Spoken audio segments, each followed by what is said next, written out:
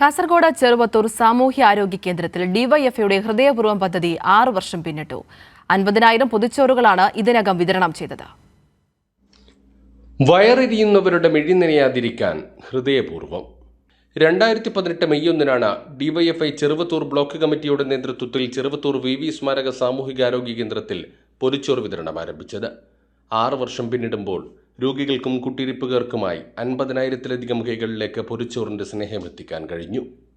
6ാം വാർഷിക ദിനത്തിൽ ഡിവൈഎഫ്ഐ ജില്ലാ സെക്രട്ടറി രജീഷ് വെള്ളാട്ട പൊതിച്ചോറ് വിതരണം ഉദ്ഘാടനം ചെയ്തു. മുന്നോട്ട് വെക്കുന്ന വലിയൊരു മാനവിക സന്ദേശം കൂടിയാണ്. ഒരു ഘട്ടത്തിലും ഇത് കേവലാത്മകമായ ഒരു ജീവകാരുണ്യ പ്രവർത്തനമാണെന്നല്ല ഡിവൈഎഫ്ഐ പറയുന്നത്.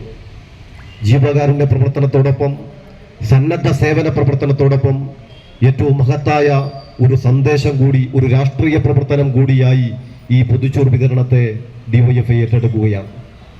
ബ്ലോക്ക് കമ്മിറ്റിക്ക് കീഴിലെ ഡിവൈഎഫ്ഐ യൂണിറ്റുകളിലെ പ്രവർത്തകർ വീടുകളിലെത്തി ശേഖരിച്ചാണ് ആശുപത്രിയിലെ രോഗികൾക്കും കുട്ടിയിരിപ്പുകാർക്കും പൊതിച്ചോറ് വിതരണം ചെയ്യുന്നത്. DYFI block secretary K Sajesh, block president Sreejith Raveendran തുടങ്ങിയവർ പങ്കെടുത്തു.